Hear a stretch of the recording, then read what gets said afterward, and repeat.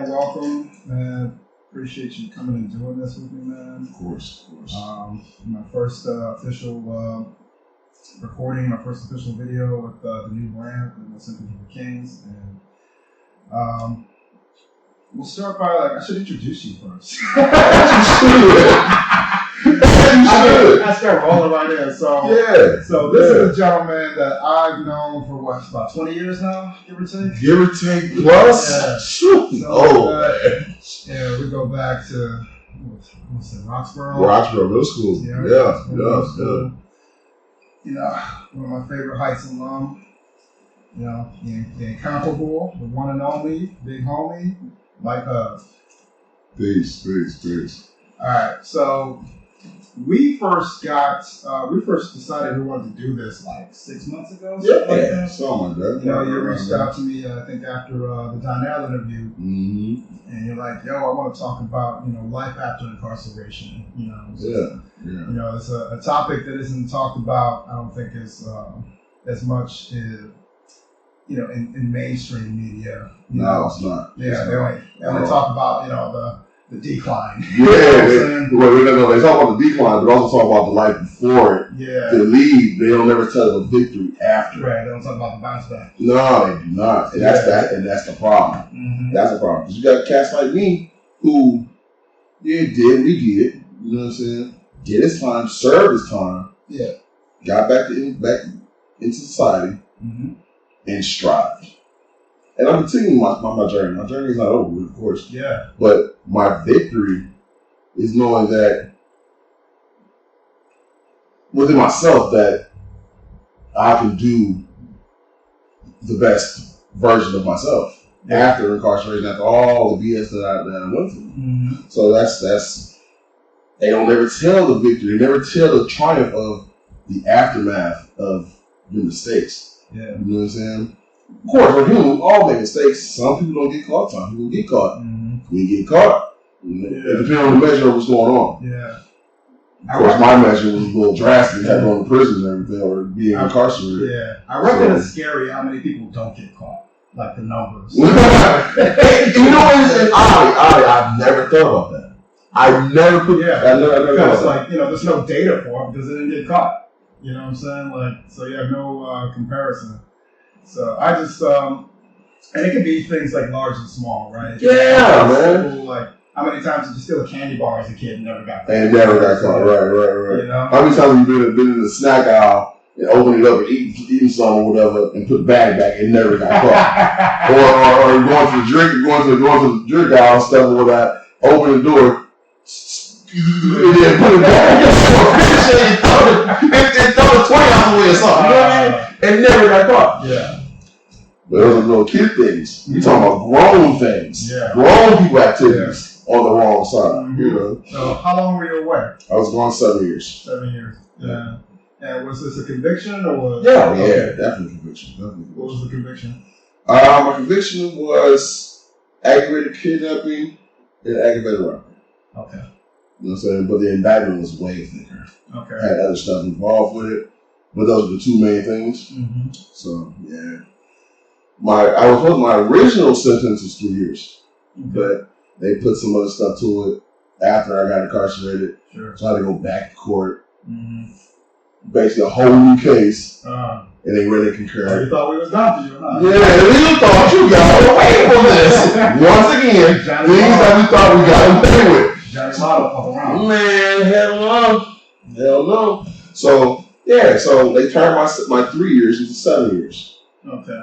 So it's mind you, like I said, it's the mistakes in life that you make. You know what I mean? But the bounce back after your mistake, which you have learned from your mistake, the life lesson of your mistake, what you take from it. Me per se, I didn't not man one day. Okay, I had to adapt to my situation. You have to adapt. Humans adapt to situations. But at the same time, I didn't not one day. And so I don't see how people keep going back to jail. Yeah. I don't understand that. Yeah. Why do you subject yourself to this? Why are you Cause me, when I learned this word, it blew my mind. It's called recidivism. Recidivism. Yeah. Okay. It's basically a revolving door. I can't give you the definition. I was asking, this is the word I've heard, but it's never. Yeah, but to describe what recidivism is, it's basically a revolving door. Mm-hmm. Basically practicing insanity, basically. You know, insanity is doing the same thing, expecting a different result. Right. Basically, it's recidivism. Mm-hmm. It's a revolving door. It keeps going. The prison system is nothing but a revolving door. Mm-hmm. It always got bid to somebody. Right. Always. Right. White, black, Mexican, whatever you need. Fat, black, skinny, tall, short. Mm-hmm. Oh, they got a bed for you. Mm-hmm. And a number for you. Yeah.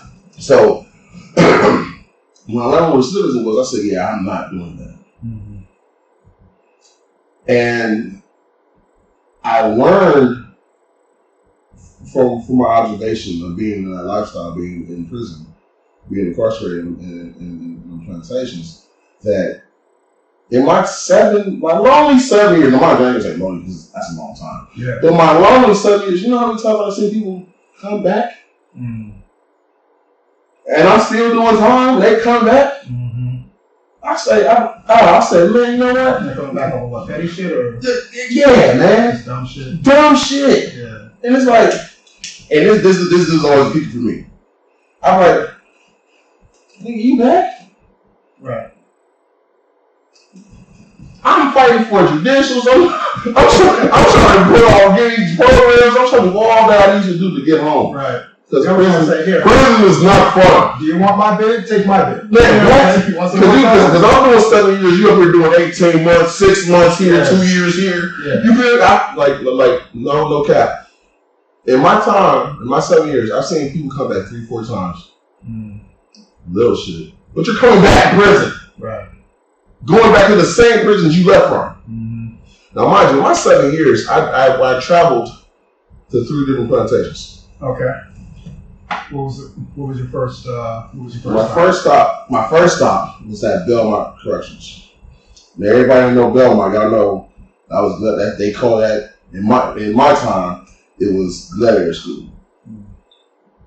Now, where's Belmont located? Belmont is in St. Clairsville, Ohio. Okay.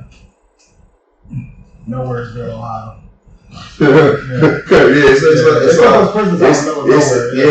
I'll say that it's 15 minutes from West Virginia. Okay. All right. How long were you there? I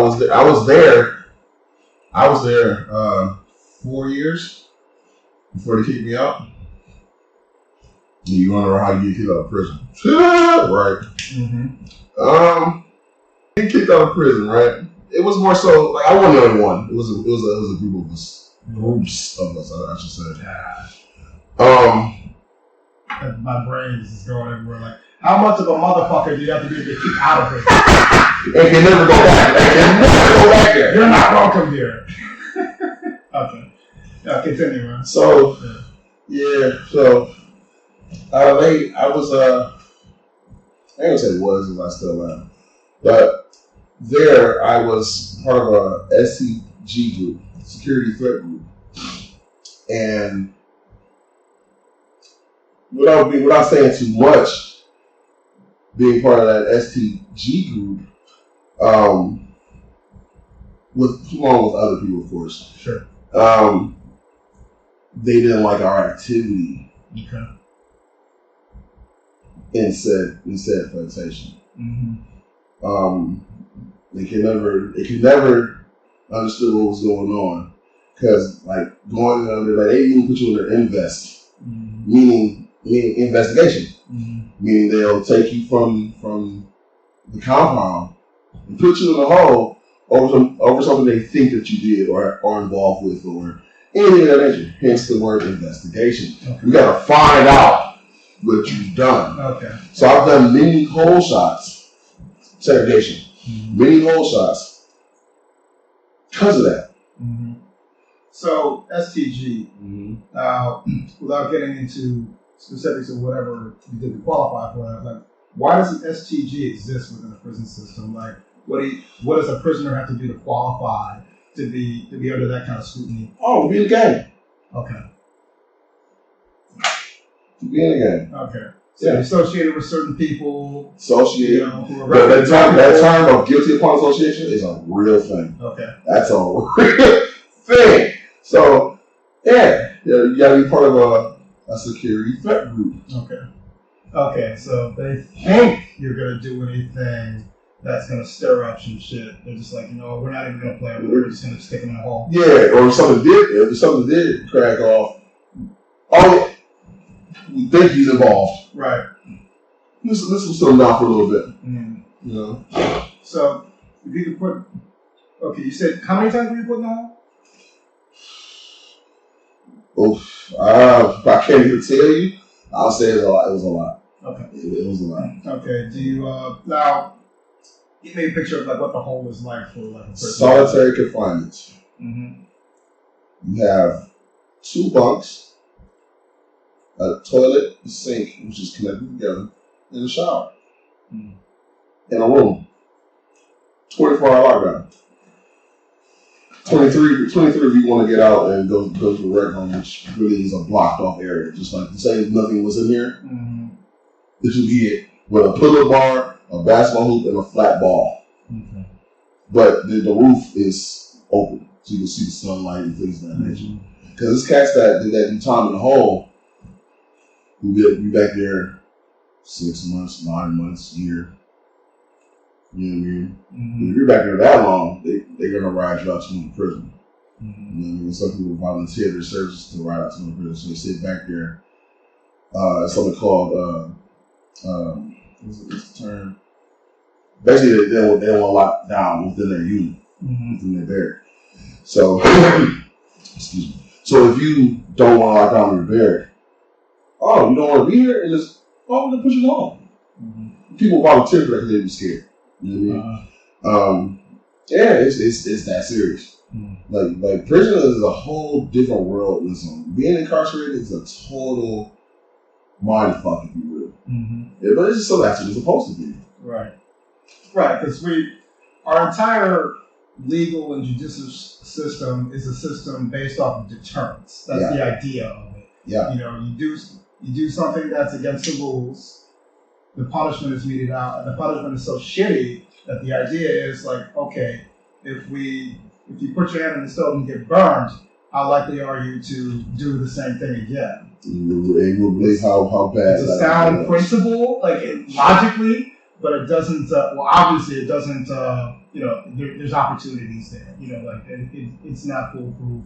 And it doesn't necessarily have the intended effect. Yeah. Like a better word. Yeah. So being in the hole, I imagine that gives you a lot of time to think. How do you spend that time? Do you read or? You can read. You can write. You can draw. Me personally, my outlet was writing. Okay. My best friend, she'll tell you, I used to write her pages.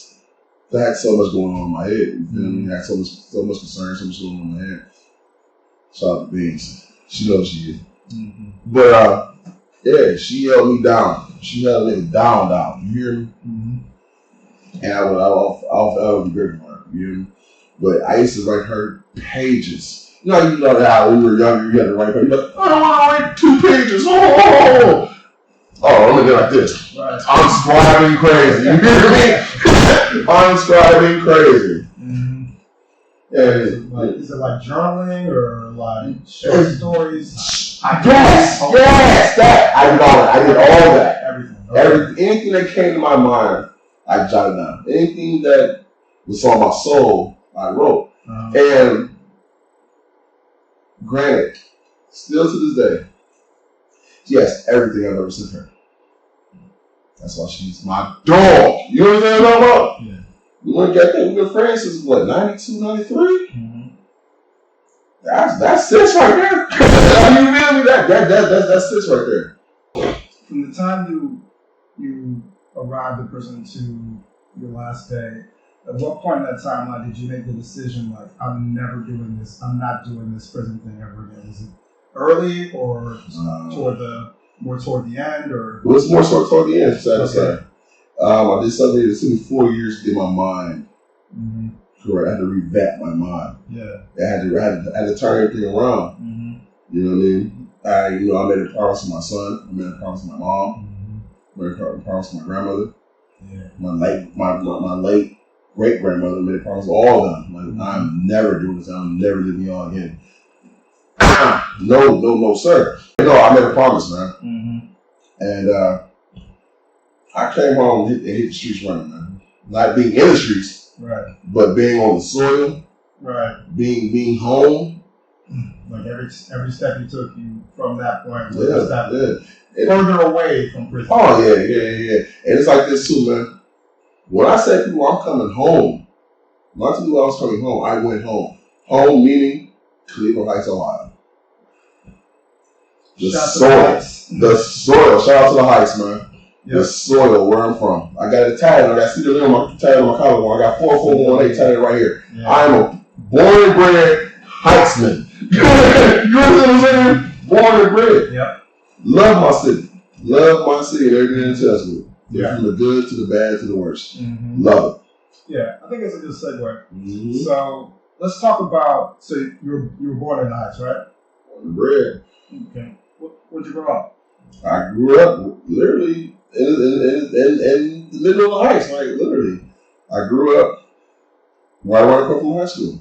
Okay. Like literally, that part that was right there, where the Secret Theater is at. Washington and Denver? No, other side. Okay. Behind Wendy's. Okay. Gotcha. That's where I grew up at. Okay. That's my area. Cedar Brook, Kildare. Yeah, all that. All that. Okay. So let's talk about like some of the early lives. Like, tell me about life before the streets for you in the Heights, man. What was that like? When you say the streets, specifically, what do you mean? Meaning before the criminal acts. Let's say. Just say that. Yeah. Okay. I like what you did there. Yeah. I like what you did there. Before the criminal acts. Yeah. It was good. Like, okay, I'll say this. I can honestly say this. The life that I chose for myself, I didn't have to do. Mind you, I wasn't silver spoon fed or anything. Just because I'm a Heights nigga don't mean nothing. Right. You know what I mean? I wasn't silver spoon fed, but I didn't have to take the route that I took. Didn't have to. You made a decision. I made a decision on my own. I was raised in a good household, good family support behind it, all types of stuff. It's that my decisions, doing what I wanted to do, was, I wouldn't say downfall, but I would definitely say was a deciding factor in my life. Like I said, are my decisions. I didn't have to do anything the things that I did. I did what I wanted to do. Naturally, being a rebellious teen. Okay. We'll rebel against our parents sometimes, but it took a life on its own. So I had to maintain it. Okay. Yeah. I asked that specifically because, like, when I talk to people from the Heights that I grew up with, that we grew up around, we grew up with, the one thing I take notice to is like my perception of the Heights and the people in it was different from like my experience. Absolutely. Like there were so many things that were going on that I wasn't necessarily like privy to. You get a little bit older and you see like, oh, it's not just like your average garden variety suburb. That's a very special place. It's special. I tell people all the time, it's a melting pot of cultures. Yes, because I grew up. I went to Coventry, then Rocks, then Wiley, Monticello, Heights, TA. And the one thing Taylor Academy for those of you that aren't aware, and I had I guess the quintessential suburban upbringing. But it wasn't quite likewise. Right. But it wasn't quite like the rest of the world, as I found out later. Because when you grow up in it, like you just think this is life. You're unbeknownst to what's going on around that. It's regular as shit to grow up amongst a bunch of white kids and Spanish kids and Indian kids and Asian kids, and we all got along. Absolutely. Absolutely. And I've said this before, we learned how to get along in the Heights years ago. It's like the rest of the world just needs to catch up. We had something special there for a long time. For a long time. long time. Yeah, then it got different. So like it's always interesting to me, like when I and we talked about this before years ago, just like getting acquainted with the criminality that existed, within that part of. And it's funny you say it because a lot of people outside the Heights, you got to think everybody outside I don't know if they still do, but they look down on Heights. They talk down, look down on Heights because as being from the Heights, we have a persona outside of the Heights. Yeah, and the persona is what that was just like spoon-fed, pretty boys, ugly females, and whatever stigma that's negative. People thought about the Heights because we do things differently than most. Yeah. Right? Yeah. So the DC think they're Brooklyn and they think the Heights is like Harlem or something. That's a great example. Yeah. Great example. Absolutely. Yeah. Absolutely. So like I said, with that being said, people outside of the Heights. Brooklyn in the 80s, not Brooklyn today. Right. Brooklyn today is damn near the Heights. If you've been there in the last few years. It's definitely. Brooklyn, New York is gentrified as shit. Yeah, man. That's funny shit. That is classically funny. Yeah. But like there's a particular, and again, as I got older, I started peeping this. Like, there's a particular kind of cat that comes from the Heights that participates in criminal acts, and they tend to be like better groomed people, Yeah, why do you hate that? Very fashion forward. Yeah, that is very fashion forward, man. Like from the fucking it's the pretty boyness from the tall tees. The creased tall tees. And the creased fucking bleached jeans, the bleached pants, like, and the forces with the fitted hat. That was like a school uniform. Yeah, wait. That was the era we grew up in. Yeah. Yes. That's the era we grew up in. Yes. So, with that being said, so imagine how many people within my incarceration, just how many people, when they find out that I'm from the Heights, you know the first thing they used to say? What's that? You from the Heights. You don't sound like no Heights nigga. Right. You don't act like a Heights nigga. Right. That's what it is. You don't act like a Heights nigga. I used to get so mad. Or did they try to say, oh, you mean you live in the Heights, but you ain't from the Heights, right? They say that too. Yeah. I'm like, no, I saw my tattoo, like, no, I'm from there. I'm born and bred there. The next thing I said, they were like, you don't act like a Heights nigga. Mm-hmm. I used to get so mad. This is my time before I caught my consciousness here. Mm-hmm. So I used to get so mad because you put me in a box. Mm-hmm. I don't like being put in a box. I don't want to be categorized or anything of that nature. Yeah. And but in hindsight I am. But the reality of like you're putting me in a box. Mm-hmm. But I used to get so mad because people make assumptions about who you are, your character. If you're half a pussy or all husbands are soft. Listen to that. Oh, we are. Yeah. Oh, okay. You know what I'm saying? But I used to get so mad, bro. I used to get so mad the fact like that almost feeds like the beast. It does. You push the button. Yeah. You push the button. Because I used to get so mad because now I gotta show you what time it is. But I was showing you the time, bro. I'm gonna use my mouth as my weapon. Mm-hmm. No homo. Big balls. But I'm saying I gotta use my tongue as my weapon. Yeah. Big balls. But at the same time, bro, I used to get so upset because it's like you don't know anything about Heights. How do you make that assumption? Right. How dare you make that assumption? Because we have pretty streets with a lot of foliage and a lot of it's brighter. You come up the hill and it gets brighter as you come up the hill. At the time, there were no security doors or bars in the windows like there are today in the Heights.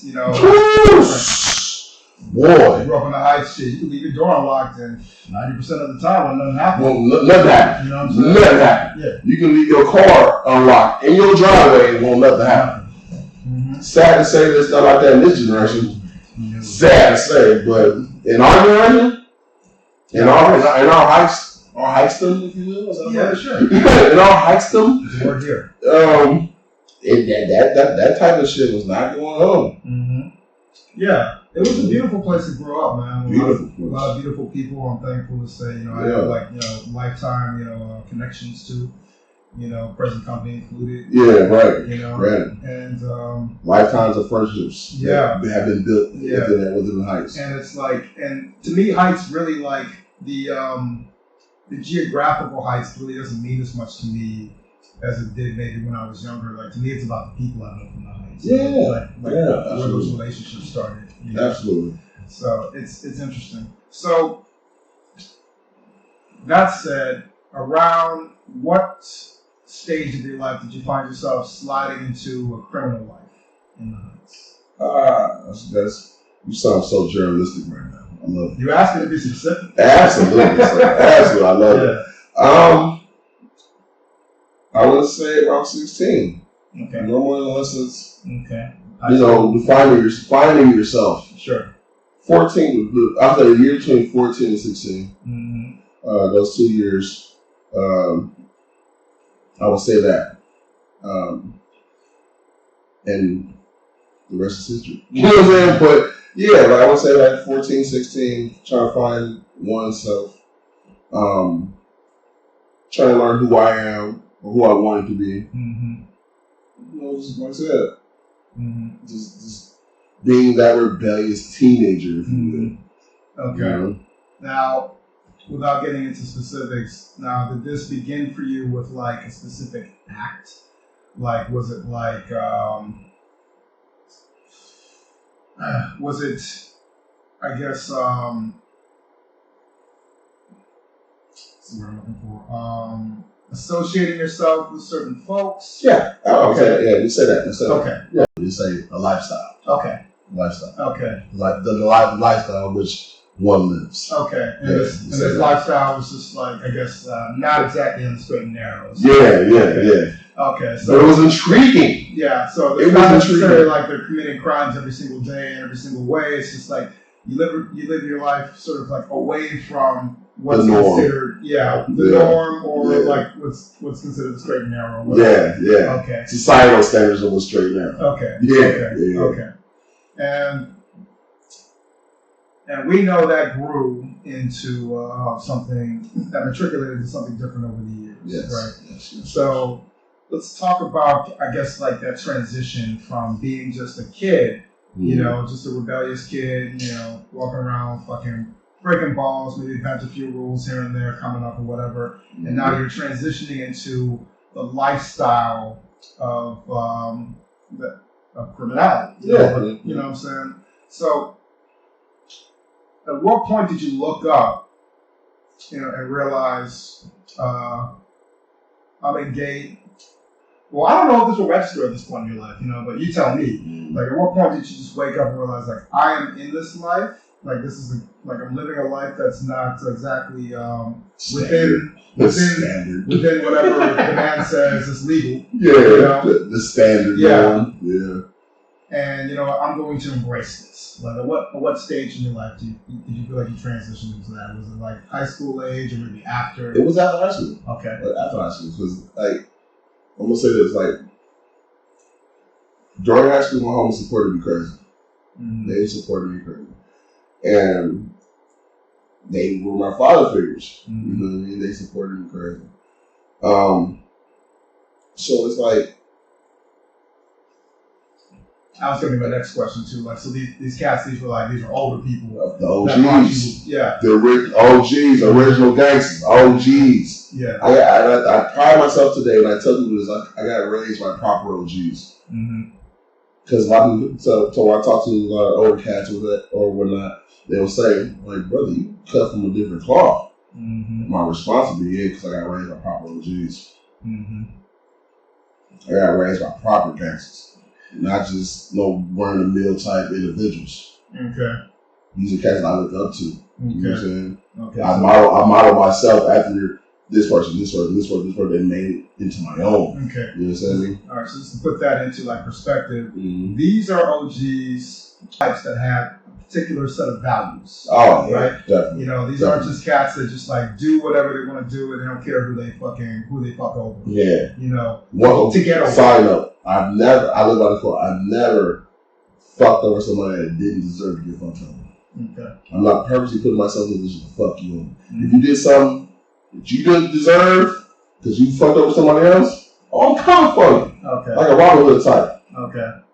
I'm coming for you. Okay. So it's fair to say that anything you did, anything you did that involved other people on the receiving end of it, it was in response to something. Like you never went out just looking for, like to start that pot up. No. Okay. I got within the realms of my lifestyle, I have standards and morals. Mm-hmm. I have standards and morals. It's like I'm not gonna do nothing stupid to cause a ripple effect or a butterfly effect. What would you say, like if you had like a list of commandments, what would they be for that stage in your life, and if they carry into your life today, you know, the principles are principles. Yeah, whether they're criminal or not. Yeah. You know. So what would you say are those commandments? If you, I never really thought about that, but top 2 or 3. You know? Well, it's I guess I like keep it in line. But I want to say, man, don't go out looking for trouble. Mm-hmm. Let trouble come to you and handle it as such, depending on what trouble it is. Mm-hmm. You know, what degree of trouble it is, because there's different types of trouble. Mm-hmm. There's different type of reactions. Right. Some things can be set aside. Some things are not as important. Mm-hmm. So you prioritize what's going on. Mm-hmm. You put them in the sleeve. Like right. this is not that important, but I gotta handle this. I have to handle this. Mm-hmm. Now, did you have an arrest record prior to your incarceration? Nope. Okay. Nope. Okay. I lied back.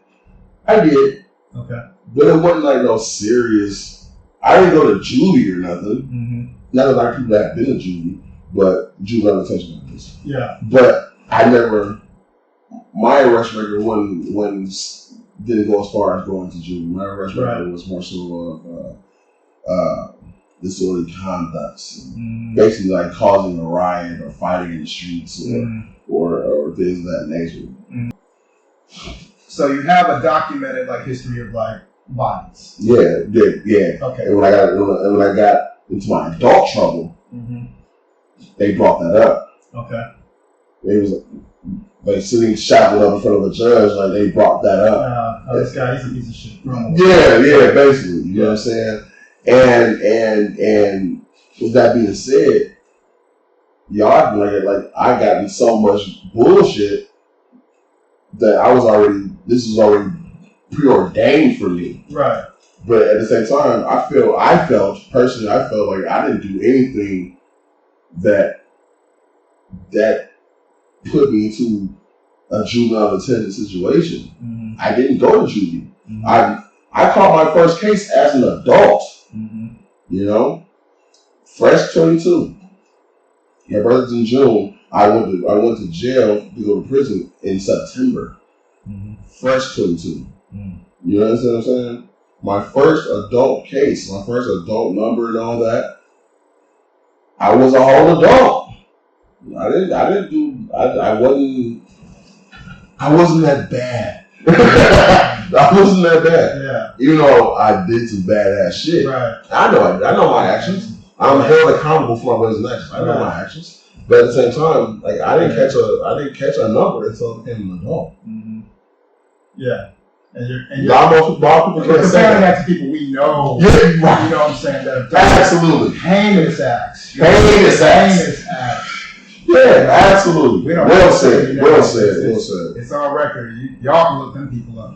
But like we're very familiar with people that committed like some terrible things. So yeah, in comparison, I wasn't that bad. Yeah. Jesus. Yeah, well let's be honest. Christ. Let's be honest. You're a hulking black man. You're a big dark skinned brother. Fast, handsome as shit. Loud, handsome devil. very charismatic. Yeah, you know. Yeah. So it's like you're an imposing figure. Yeah. You know, like when you walk in a room, you command attention. Like when you go to school, you command attention. Because you're a hard guy to miss. Absolutely. You know what I'm saying? Here's all my whole shots in prison. He on camera. I'm getting him like. Right. obvious, I'll let you know, like, I'm gonna tell, hey, don't pack my shit up. I'm about to go home. Right. You know what's going on. They about to come for me. I think they coming. Next you know, you see about 6 COs, 2 lieutenants, and a sergeant. Talk about, you know what time it is. Cuff up. Shit. Yeah. Some of that. Yeah. Some of that. Got you. Mm-hmm. Yeah. That's, I can only imagine. So, if you're at liberty to say, what would you say is like your craziest story living that life? You know, without saying names, of course, all that, you know. Of course not. Craziest story. I got many of them. Anybody that know me, y'all know I got stories for days. Right. What's the craziest story? I think the craziest story is when I got shot in the head. You got shot in the head? You ain't know that? No. Oh man, yeah, I got shot in the head back in 2006. Yeah. That shit was crazy. That night was crazy. Yeah, no, they thought you was shooting at some goddamn body. Dang, I swear to God, I thought I was. Back then, I think I'm the big homie. I got a whole persona to protect. I got a whole persona to protect. Sure. Still to this day, but it's not as prevalent as it was back then. Sure. But at the same time, yeah, the night I got shot in the head, man. Basically, I was letting the mom find out that her son was a whole gangster. Because she didn't find out until the next day. Oh, she was pissed. But, like I said, crazy story, you know what I'm saying? Me and my man was sitting on the block or whatever. Sitting on the slab. Shout out to TV, you already know. I'm right up the street from my grandma's house. Literally, where I'm stationed at, you can walk up the driveway and look down the street to see my grandma's house. I'm on my street. All right. Now, I get robbed that specific day, and a nigga shoot me through my back window of my truck.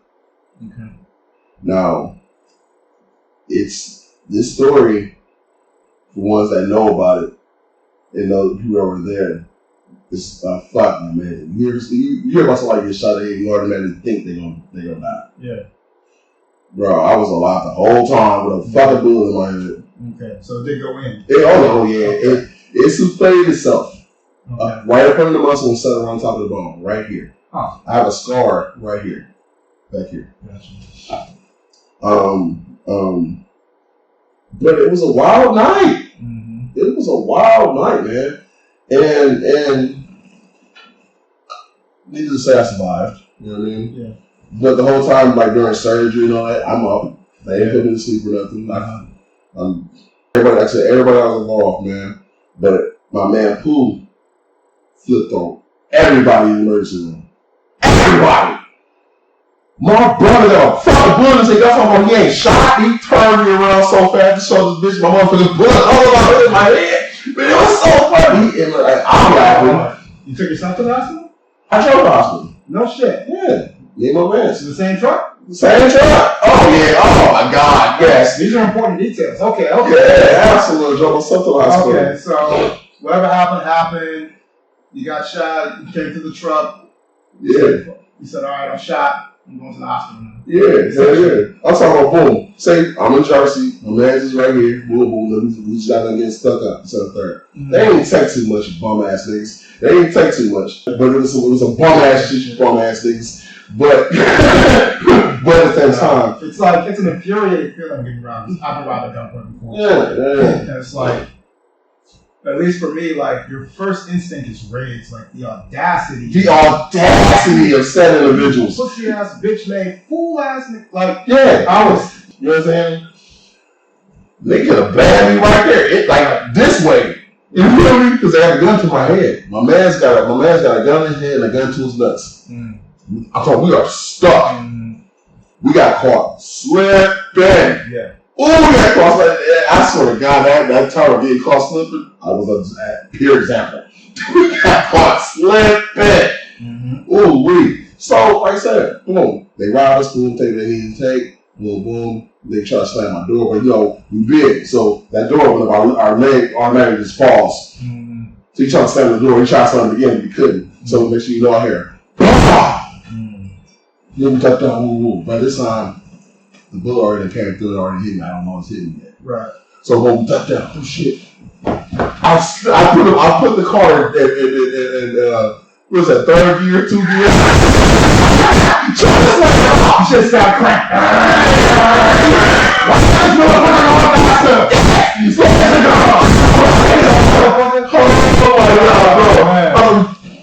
Oh shit, get out here. I'm going down good though. I'm going down good though.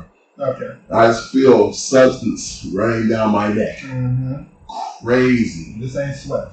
This ain't sweat. Yeah. This is summertime, but it's a cool night. Mm. This is it's not summer, but it's one of those hot April days. Yeah. It's a hot April day. Yeah. Back when we had spring in Cleveland. Yeah. Nice. Yeah. Well, no, it's a nice April day. Yeah. April night, I should say. And like I said, I'm talking about I'm speeding on good north. Cause I don't know where I'm going. I'm just speeding. Right. Actually, I feel shit running down my neck. Mm. I got this I'm talking about fresh ass blue tea on, big ass, tall blue tea. This is. Yeah, it's back in your Papa Smurf days. Yeah. Ooh, yes, sir, mm-hmm. Yes, sir. We're talking with the white hat days. Yes, sir. So, like I said, I feel shit creeping down my neck as I'm driving. I'm like, what? Pull the bitch on. My man's frantic. Frantic as fuck. Yeah.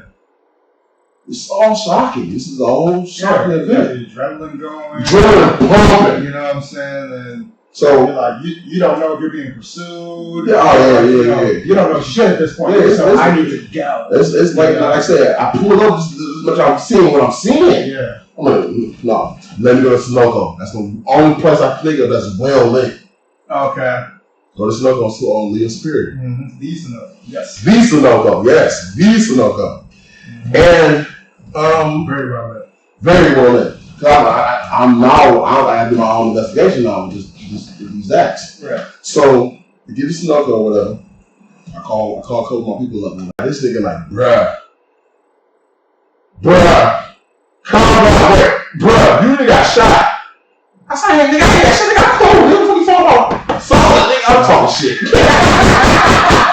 Solid, you talking about? Yeah. So he like, bruh, you got shot in the head. I'm like, fuck.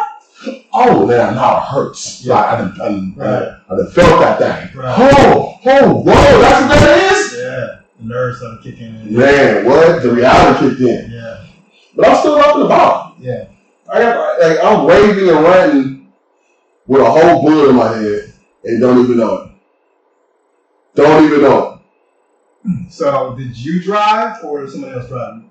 I drove. Okay. I drove. Our brother who come through whatever and cussed everybody out like, why is this nigga still a fellow? Why is he still here? He won't be in the back. Get this nigga out of here.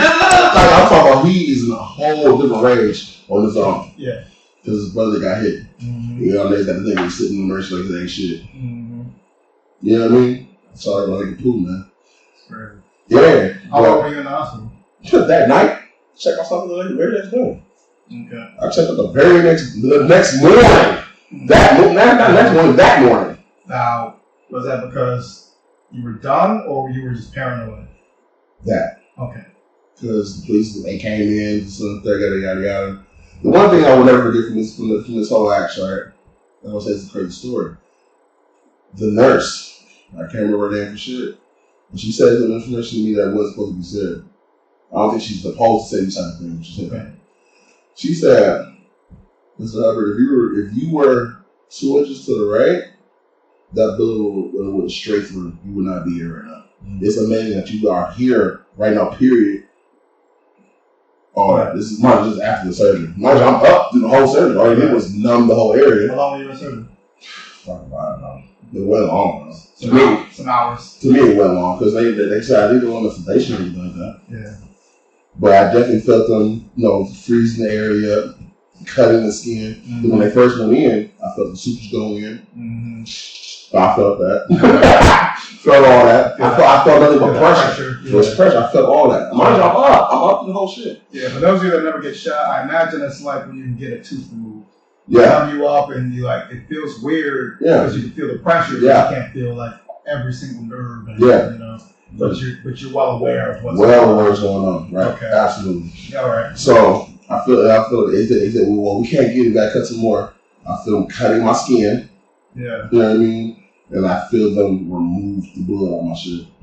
My silly ass. I say, shit, let me get that. I'm gonna make that a medallion. I said, let me get that. I'm gonna make that a medallion. Right. No, sir. We gotta use this for evidence. This is evidence, yes. I said, don't even wash it off. I want to put that on my neck. Right. Just to let them think it's down. Yeah, let me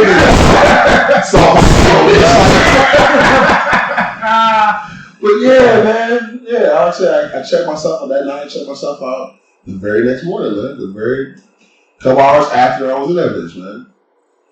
Crazy. Yeah, man. That's one of the crazier nights. Yeah. One of the crazier nights. So, how did it affect you, your mental, man? Did that make you, I guess... It made it worse. Okay. It made me worse. So it pushed you more into that world. Got me in a complete war mode all the time. It took me to a different place. Okay. It made me extra aggressive, extra dark. Mm-hmm. If you were around me, you were cool. But if you wasn't part of this elite circle, fuck you. Yeah. If you wasn't my A1 day one, fuck you. If I don't know you, fuck you. If you don't. Yeah. It's a scary thing to see this nigga be aggressive. Let me tell you. I saw him be aggressive before this. You know what I'm saying? And it was just 3 words. Dead ass. I don't know if I can talk about this situation, but yeah. You can. It's all shit. I remember I came through, I picked something up or whatever. This is back when we were kids or whatever. I said something like, well, I don't want to do this. And this nigga Hub was in the fucking front seat. And you ain't about to do shit either, nigga. And I'm his friend. I swear to God, I know. I'm not even sure if you knew it was me, man. You were just sitting in the front seat. And I was like, hey, man. Like I said, the party's probably I'm having a bad day. So with that actually means I want to apologize for my past transgressions. Absolutely. You know what I'm saying? We're kids in the third. Yeah. But at the same time, I'm glad you brought it up. But honestly, switch. Yeah, but honestly, though, I have no reference to that story. Yeah. But I'm gonna tell you why. That night of me getting shot in the head fucked my memory up, bro. It's some shit that niggas tell me that can be either positive or good or bad, and I have no recollection to it. Until you start telling the story, I might remember. You know what? And you're not the first person to tell me that, man. Because I've had people come to me like, man, I don't even remember fucking high school.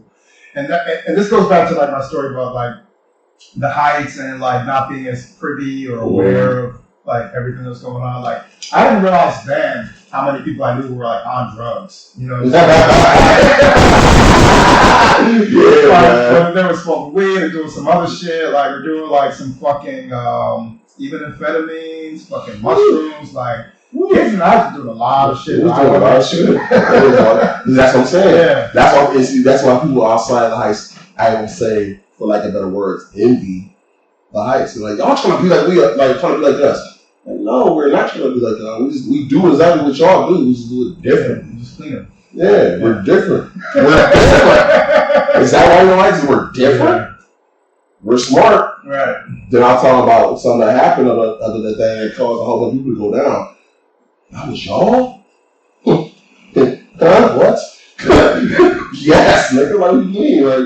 What I just said. We do things a little differently now. Yeah. We're a total different breed of set individuals, man. Yeah. You know, and that's how that should go. Yeah. That's a hell of a story. Mm-hmm. So you spent pretty much your entire 20s away. Yep. That's a whole sector of your life. Yeah. From 22 to 29? Yeah. And I remember, because you were a young parent. And and let me tell y'all, man, Hug was so gangster back in the day. I remember him, his lady, and his son at Richmond Mall, and they all had matching grills, man. Your son was still in diapers, man. I got a picture, yeah. I mean, that's real. I split up a picture. Yeah, like he was about it, like with a lady and a baby and everything. Oh, yeah, man. Man. Committed. Yeah, man. I was committed to my lifestyle. Yeah. That's the easiest way to say it. I was committed to my lifestyle. Mm-hmm. So, yeah, man. That's a real story. Yeah. So, that makes me think too now. So, the last time I saw you before, it must have been right before you went away then. Because remember when I went to see you on your crib over there, off Euclid or whatever. Oh, you remember that? Oh, shit. Yeah, wow. I mean, once again, memory, I have no recollection. I mean, you don't live there anymore. Yeah, right. Torgerson. Yeah. Oh, yeah. Everybody. Yeah. Hey, shit. Y'all know about Torgerson? Y'all know about Torgerson. Yeah. That slant ass motherfucking hill. Those awkward little buildings. Oh, my God. Yeah. Chopping it up, man. Yeah. I think it was you, your lady, and your baby, man. You were all there in this little space, man. You were just playing with the kid. We were just chopping it, man. Yeah, man. Yeah, he was a big kid, too, man. He was a big boy. Big boy. Yeah. He's 16 now. Jesus. 16, man. Going through his teenage woes. I remember when he was a baby. Yeah, I told him, I said, you know how many people know you? Yeah. Speaking of teenage woes, let's talk about you as a father for a second. Yes, please. I have a small insight, as to who you are as a father, and I'll say, mutual friend of ours, he was doing the security at your son's school. Your son was acting up one day. Oh yeah, and your son was probably you don't know my dad. He's like, I know your dad. I know your dad. I know you don't know your dad. and he told me the story again yesterday. I was on the phone. Yeah, man. Pulled up in 10 minutes. Shout out to the man. Yeah.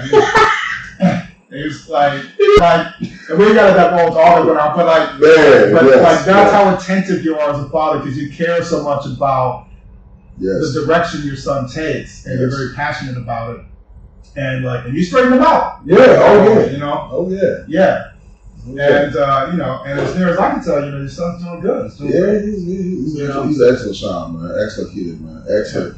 Actually, he's a teenager doing stupid teenage shit. Sure. As we all did. Right. But you're assuring he's not taking your path. I told him this a couple months ago. I said, bro, I am so happy that you are who you are, and you're not doing the things that I was doing at 16. You don't understand how elated I am for you to be on the path that you're on. Mm-hmm. So I thank you for that. Right. So I told her, I said, because I took my mom through some shit. Mm-hmm. I took her through some shout out to my mom, man. Took her through some shit, boy. She's a good lady. Good lady, man. Yeah. I took her through some shit in my adolescence, man. Mm-hmm. In my teenage, going through my teenage roles as well. Mm-hmm. But I gave him his flowers for that, man. And I said, thank you, man. Mind you, my son knows everything about me. I don't lie to my son. I don't sugarcoat shit. For what? What did I lie to you for? Mm-hmm. What am I shading you from? Where am I hiding you from? Right. You're going to know what's out here in this world, because I'm going to tell you. Mm-hmm. I'm going to tell you. So So you were away for a good portion of his life. Yeah, because you let's see. I was 22. He was 2. Okay. I left. I left. So you had him when you were 20. 19. Okay, 19. Mm-hmm. Okay, and when you got back, he was 9. Okay. I was 9, he was 9. My brother's June 6th, his brother's June 12th. Okay. That's my boy. Yeah. Shout out to Baby Smurf, man. That's my boy. Yeah. So, how did that how did it affect your relationship with him? Because I'm sure there are ripples. He holds animosity towards that. Even when he doesn't, but I know he does. You know what I mean? Because I wasn't there. You seen it? Yeah, of course. I understand that. Yeah. But at the same time, me, since coming home back in 2014, I've been there. I needed to be there. I didn't just You know what I mean? I made that kind of decision to be not just a daddy, but be a father. You know what I mean? So it's like, I want to be present. I don't want to be omnipresent. Right. Kids change you, man. Kids change you. Yeah. So my kids changed me in a certain type of way. But I ain't gonna lie to you, man. Pretty changed me all the way through and through. Going into that plantation, going to those 3 different plantations, and going through that whole journey of incarcerated life, man, that changed me, man. Mm-hmm. Granted, it took 4 years for me to get my head together. So things take time. Things just don't happen overnight. But my last 3 years, I buckled down on myself and found who I was myself. Mm-hmm. Yeah. So we spent a good amount of time talking about like the journey to getting here. So let's talk about life post prison now. So that's why I wanted to come here. You do that. You know, definitely. So you get back home. This is now 5-6 years ago. 2014. This is 21. Okay. 7 years ago. Okay. I've been home ever since. Okay. Riding hard every pulse. 10 toes down. 10 toes to the motherfucking ground, bro. Okay. So and ain't looked back since. Now, were you free and clear? Or did you have like I was on PRC for a while, 4 or 5 years. What's PRC? Post release control. Okay. I was part of the APA, the Non-Parole Authority, and all that stuff. But I was on that for 5 years, and then after 5 years, during that transition in life, I'll say this: I had like 8 different POs. Okay. When I came home, they had me on the highest level of security. Okay. The highest level of security, meaning I had to go down there twice a month, drop piss, all type of shit, this and the third, yada yada yada. But since I made a conscious decision to live a different lifestyle and do societal standards work, if you will, and I hate this term, but I use it as a joke sometimes. One of my POs called me a prize client because I came home doing what I was supposed to do. Mm-hmm. I took it as a shot, but then again, I took it as a victory as well because most people don't. Right. Those same knuckleheads you were talking about that just keep the recidivism. Yeah. So I'm not about to do recidivist. Yeah, I'm not about. Yeah, no, not about. I don't practice that. I don't practice insanity and none of that shit. So why would I put myself? Mm-hmm. Why would I subjugate myself back to that situation? You're crazy, but not insane. Yeah, crazy. Never insane. Make it fucking bullets. But what I'm saying is, I chose to do different for myself and everything else around me. Mm-hmm. I took control of who I was, and I've been striving and moving ever since. My victories, it's a victory story. It's a triumph story. Okay. What was your first job? Oh, when I came home? Listen here, man. When I first touched the soil, man, I got a job 30 days after I came home. Okay. 30 days. That means I put footwork in for 30 days, put that saying this and the 30, yada, yada. I said 30 days and me not thinking Larry June, man. 30 days, 30 days. Yeah, say that. I love that shit. So yeah, man. She tried to find a better nigga, but she came right back. Yeah, say that shit. Say that shit. But yeah, no, I know. 30 days, man. But I can fuck with it. Y'all ain't ready for that type shit. But, real talk, man. Yeah. Real talk, man. 30 days, man. I caught my first job at Taco Bell. Back at Taco Bell Lunch. I was working at Taco Bell on the Heights.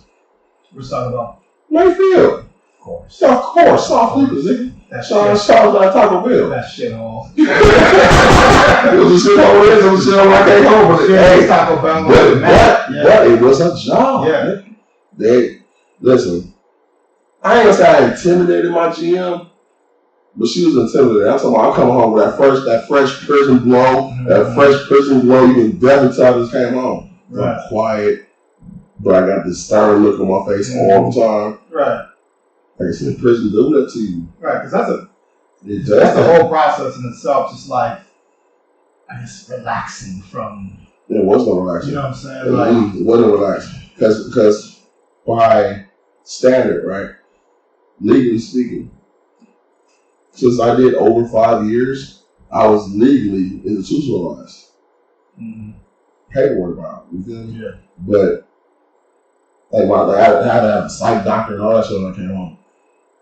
This man, fucking pig. He hit me with this one as I'm seeing him. He was like, "There's nothing wrong with me. There's nothing wrong with you at all. You're just an angry black man." I said, "You're right."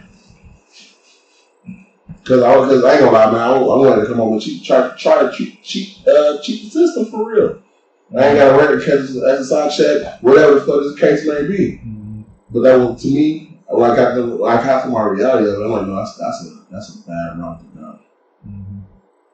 Because I'm not about to be like everybody else. I'm not about to be catching these SSI checks and this and the third. I'm a whole grown man. Mm-hmm. I'm a grown man. I'm 10 toes down to the soil. You got to know. I'm going to work for mine. So I ended up canceling my sessions with him. I ended up doing what I need to do as a man. I'm a man before anything. Mm-hmm. And I stood on that. You know what I'm saying? Because that conversation, that was the last conversation me and that man had.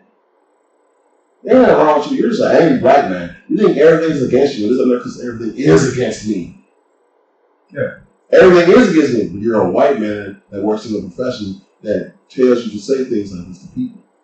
Mm-hmm. And I didn't realize that until I actually sat down one day sitting in my bed getting ready for work, right? Just pondering, assessing life, and like analyzing what was in front of me.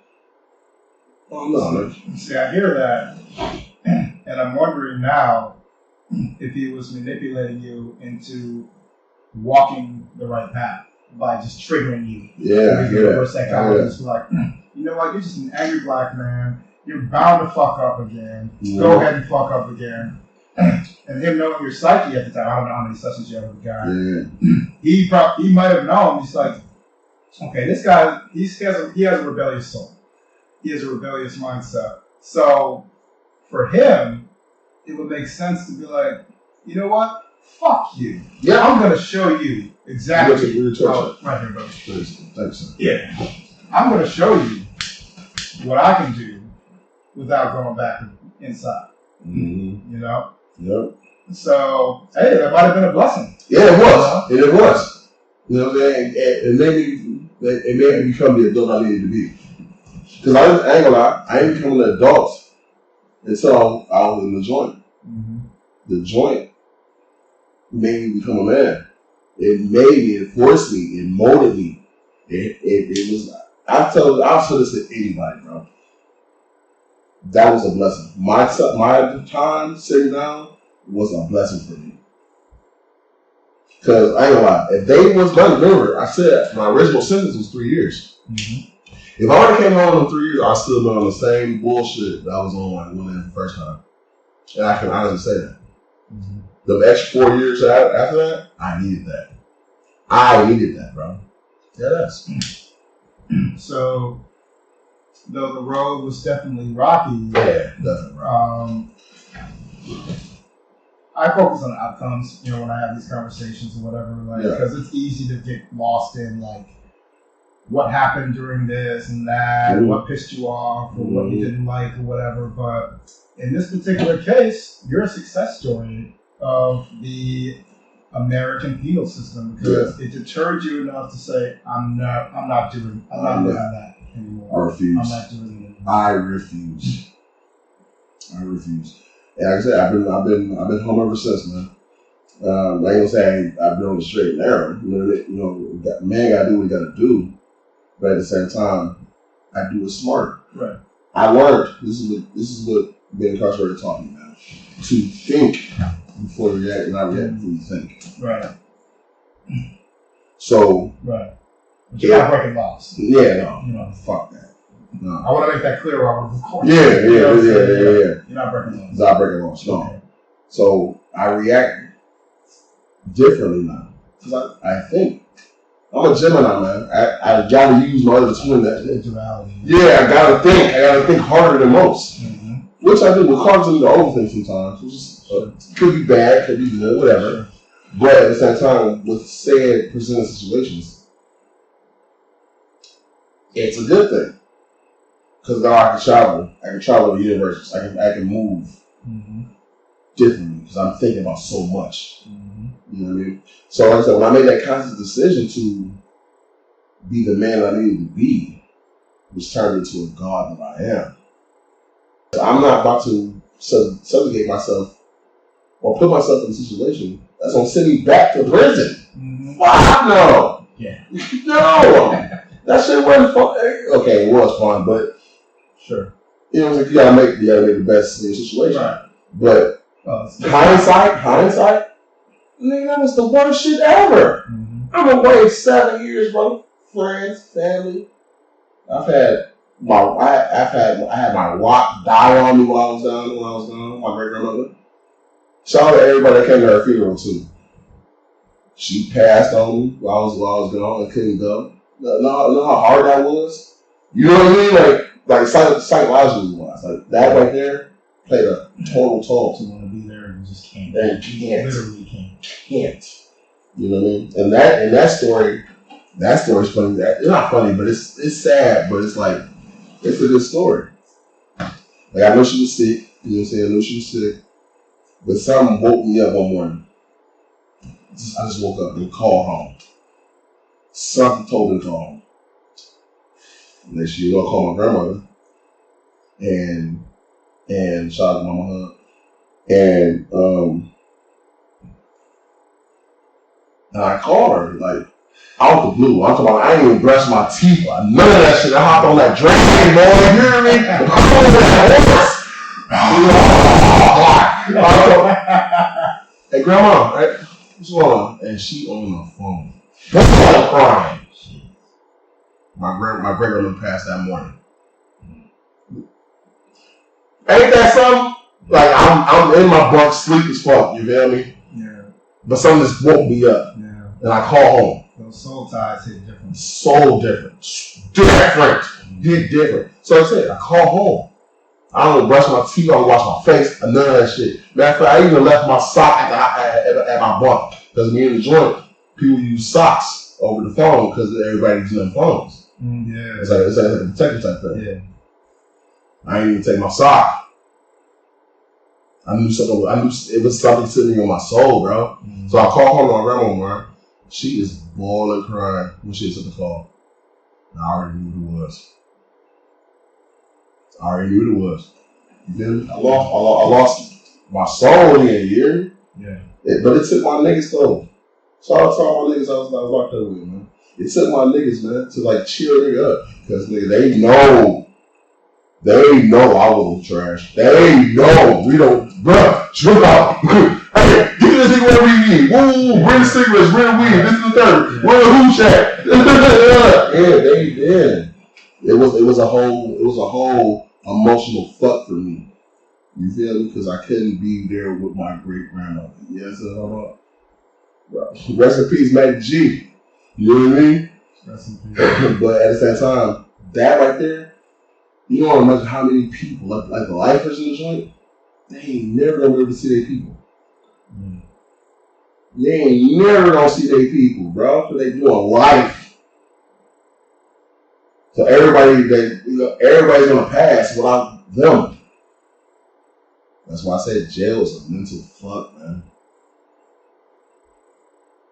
At that, like one of those moments, like, man, yeah, I got to get home, bro. I gotta leave here. I gotta get out of here. And I ain't gonna lie, after that, that's when I started putting my traditions in, getting these programs, things of that nature. I gotta get home. I can't be just sitting in this bitch while my peoples is dad, not to mention like my homies and friends and shit like that. You know, I call home, and let you know I'm hearing some bad ass news about somebody getting shot up and shit or some shit. You feel me? Like, no, man, I couldn't mentally take that, if you will. You know, so it was a time. It was definitely a time, man. All right, so you talked about programs. You know what I love about this conversation so far is I haven't had to look at my notes not once, and we hit every single question and all that stuff. That's how professionals for me right there, big dog. That's big dog shit. Yeah, through the larceny and everything. Yeah, big dog shit. Liquor larceny, not. The bourbon. Yeah, it's the bourbon. Sorry. That's dope. So you talked about just like into the programs and stuff like that. So can you tell me like what kind of resources and programs are there out there available for people that are reintegrating into society that you would recommend? I can't give you that. I don't really remember. But basically, I was in the program just my goal was trying to get that certificate. You know what I'm saying? Get that receipt of good doings, if you will. Right. You know what I mean? But I will say this: I learned welding when I was down. That class gave me a good day. I was supposed to leave June 21st, 2014. I left June 20th, 2014. So it gave me one good day. Yeah. You know what I mean? Yeah, so counts. and it counts. You know what I'm saying? But well, June 21st might have been that day. Way left, whatever case may be. Yeah. But it gave me a good day. I was thankful for that good day. I'm talking about, I was probably the happiest dude for having a day short off of a 7-year sentence. Yeah. Like, you know what I'm saying? So, yeah, the program, mind you, I'm not degrading the programs. I just don't remember the programs. Sure. Yeah. But that's a good thing to highlight. Just like you appreciate time differently. I think when you do when you're on somebody else's time, when your time is being pulled away from you, when you can't do what you want to do with your time, and your options are just marginal. Yeah. Well said. So I don't know, like for all you youngsters out there that are partaking in criminal activity, they got a bump for you. Yeah, they got a bump for you. They got a bump for you and a number. And there's some people out there that are just cool with the consequences because they love the life. And I'm glad you said that. This too. So I figured out this. Some people go back and forth to jail because they want to get adapted to the lifestyle. For two, out of a homosexual and got something in there, or the fact of they're missing structure in their life. And jail brings you structure. I ain't gonna lie. It brings you structure. It gives you structure. Right. It gives, when you wake up, when you eat, when you sleep. When you wake up, you make your bed. Yeah. Clean your area. Go to child breakfast. Go to child. Go work out. Wash your ass. Wash your ass. Go to lunch. Go back to work. Do whatever the fuck you need. Wash your ass at night. You know what I'm saying? Lights out at a certain time. I'm listening to this and I'm wondering how many parallels the armed forces have with like the penal system. But I'm glad you said that. Oh, I'm so glad you said that. Here it is. Yeah, but at the same time, that's what the military does the exact same shit. They're on the exact same regiment. It's parallel. They paid a little better, I guess. Of course. Yeah. You gotta think, when you part of the penal system, you getting state pay. Them niggas getting government pay. Right. Totally different. You get like 4 cents a day or whatever. Some shit. Yeah. To where, back in my time of incarceration, it was $18 a month was the max. No, I lied. $21 was the max. Yeah. And that's state pay. It means you're working like 10 cents a day type shit. Yeah. It's bad. Yeah, it's like 3 months inside to pay for this bottle. Let's give you some perspective. Okay? So, I'm cool with that. If you cool with that shit, keep doing what you're doing. If that's what you strive, keep doing what you're doing. They got something for you. Yeah. But like I said, at the same time, man, I appreciate my time in on plantations, man. I appreciate it, man. Because I would never have found myself, bro. I would never have found myself. Yeah. And I can say, just like as a man that knew you then and knows you today, I see the growth. Thank you. I see the growth. You're fine, man. And I'm proud of the man you become. Thank you. Hey, I see what I'm proud of what you do too, bro. I've told you that on the phone, in your face. I'm proud of what you're doing too, bro. Thank you. Yeah, man.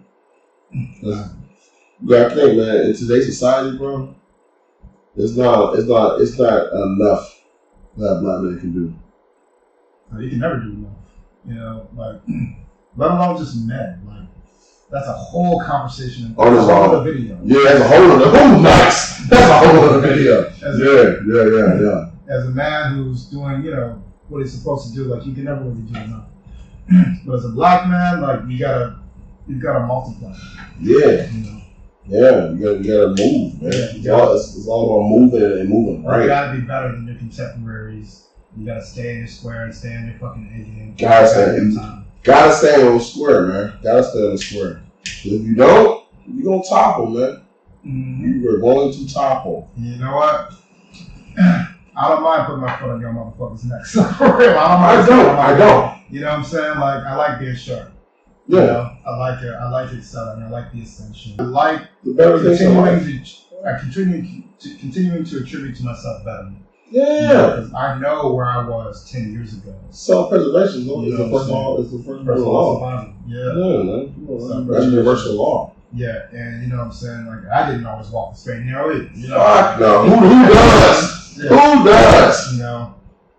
Shit. 10 years ago, I was a piece of shit by today's standards. As far as I look at my life. And I said the same thing. You know what? That's what you said. Because I told you, if you would have met me 20 years ago, you wouldn't fuck with me for real. Yeah. Because I was a complete asshole. Mm-hmm. Live and direct. Yeah. But you were funny as shit. Thank you, my God. Oh, man. If anybody know about the love trench coat era of my life? This motherfucker. I was talking about America. This dude would show up, this big 6'7" black tall motherfucker would show up to school in a trench coat, and I remember used to stand outside the class sometimes because your girl was in that class. You would just be there staring through the window. Just to watch people. Shout out to anybody that remembers that leather trench coat era of my life. Oh my goodness. Oh God, that was fucking hilarious. That was fucking fire. Hilarious. Oh my goodness. There's a story behind that too. I got stories for days. Oh man, you need your own podcast, bro. Man.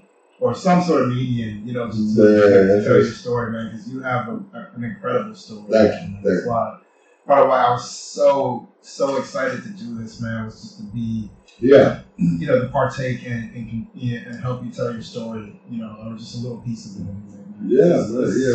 Stuff discussed here. So whenever you're ready, whatever medium it takes, man, I hope you have an avenue to tell your story one day, man. Yeah, it's a good story. And make a fuckload of money. Thank you, sir. That's awesome.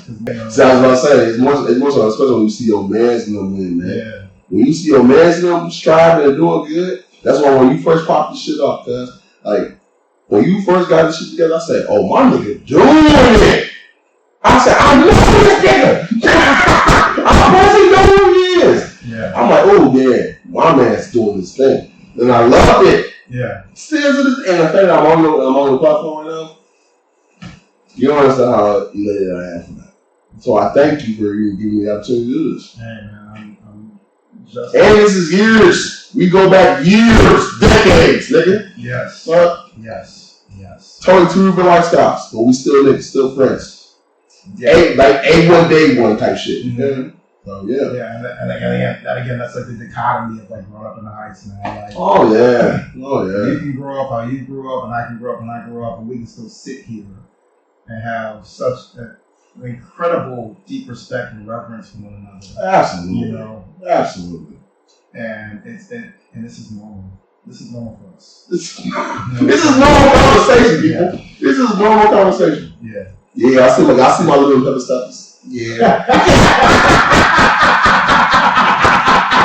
Little pepper steppers, they shiny. Yeah. They missing the coat though, but don't worry about it. They still good though. Ain't no crease on these motherfuckers, dog. That's definitely a little jazzy for me today. Man. Oh man, just for you, just for you. I've never not seen this dude in chucks, man. Like, oh man, shout out to Sympathy, man. That was the first thing I peeped when you got out your car, man. I was like, oh, this dude got jazzy. Yeah, you know, had switched up a little bit. I'm wearing skinny jeans now. You see my calf? You see my calf? Right. Yeah. You're doing the squats. Yeah, they're doing the squats, they pulls. Like, I swear to God, it's all good. I feel you, man. I've been on the same shit. Yeah, I'm man. down 70 pounds. Shit. Like, I'm 380 right now. I'm like, he's almost 70 pounds. I was 400 pounds 3 years ago, bro. Oh, that's funny you say that, because the highest I've been was when I was gone. Really? I reached up to 420, bro. Jeez. You got to think in there, and then the zoo besides work out and eat. Right.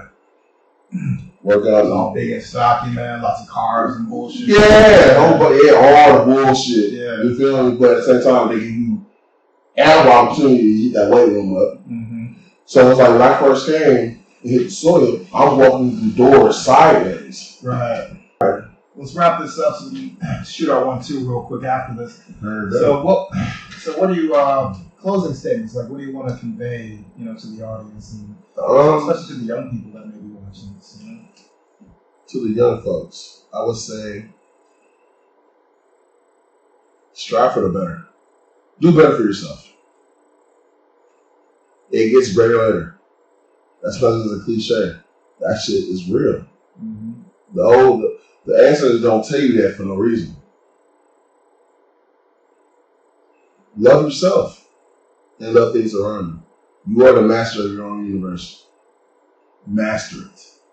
Perfect it to the highest extent. Like, just do it. It might take a while, but it's gonna come. Mm-hmm. It's gonna come. For sure. Have your own victory. Have your own victory and triumph stories. Because your transgressions make you who you are. Right. It builds your character. Right. If you don't like your life, just remember every day you wake up, it's another opportunity to turn it around. Hell yeah. People don't understand for me, how much power they have. They don't. People don't understand that. But like I said, for me, it took jail to sit down those years. Mm-hmm. It took me to do that to realize who I am. Mm-hmm. It took me to do that to realize who and what I wanted to be. Mm-hmm. So jail for me was a blessing. As negative as that stigma is about jail and all that shit, it was a whole blessing for me mentally, for myself. Mm-hmm. Mentally, spiritually, emotionally, and physically. Yep. One of the old heads I met in the joint. R.I.P. Shafi, man. He said, and I will never forget this, he said, it takes a dramatic experience for somebody to want to change. No matter what it is. Mm-hmm. If it's that dramatic and detrimental to your soul, because if something hits you in your soul, you know what's going on. Mm-hmm. It takes a dramatic experience for somebody to want to change something. Yeah. And when he said that, it was like, mm-hmm. You need that boot in the ass. Yeah, you have to have that boot in the ass. It's like your home with your ass when you're a kid. Yeah. Correcting you're wrong. Deterrence. Yeah. You have to do that. So it's like when he told me that, man, like he was on. I called him Pops. He was a father figure to me in that joint, bro. Yeah. Old head nigga, man. I'm sorry, because he hated the word nigga. He an old man. Mm. So I remember the first time I said, right. Mind you, this one cracked the relationship between me and him. I said, whatever nigga to him. Because I did something, and he did what he did as being G-check. So G-check the shit out of me. And I had no choice but to respect it. I did something, and he said something to me, and I said, whatever nigga. Mm-hmm. He grabbed me on my elbow. He was like, don't you ever in your life call me nigga ever again in your life. With that daddy look. You know what I'm saying? With the daddy look. That man, whoa, that stare. I was like, oh shit. Don't you ever call me again. Got all low and shit. Yeah, and he whispered it to me. Brother whispered it to me. You understand what I'm saying?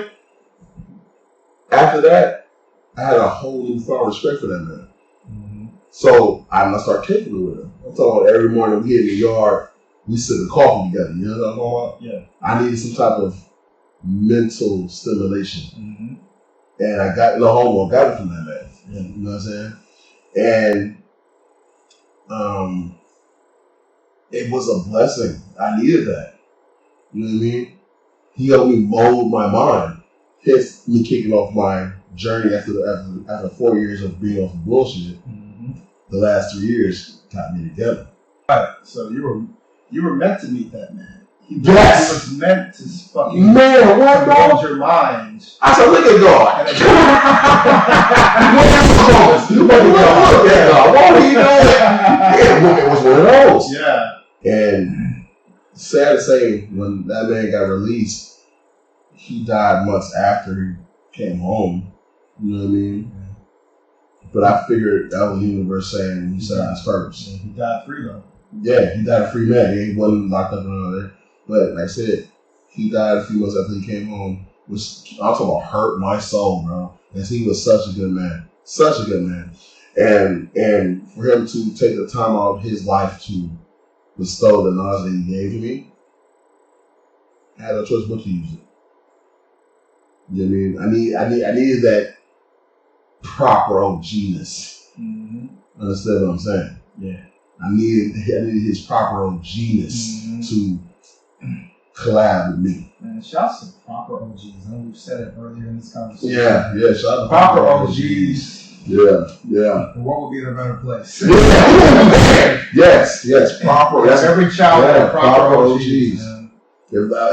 If today's society had proper OGs, things would be totally different. Yeah, black people would be running this shit. Yeah, running shit. Seriously, and I believe that. Everything. I believe that. Yeah. Now I think that's a perfect bookend to this conversation. I agree. All right, so we gotta wrap it up. Thank you, everybody, if you made it to the end of this video. And I'll just close it out as always. A lack of discipline may cost you your kingdom. No sympathy for kings. Peace out.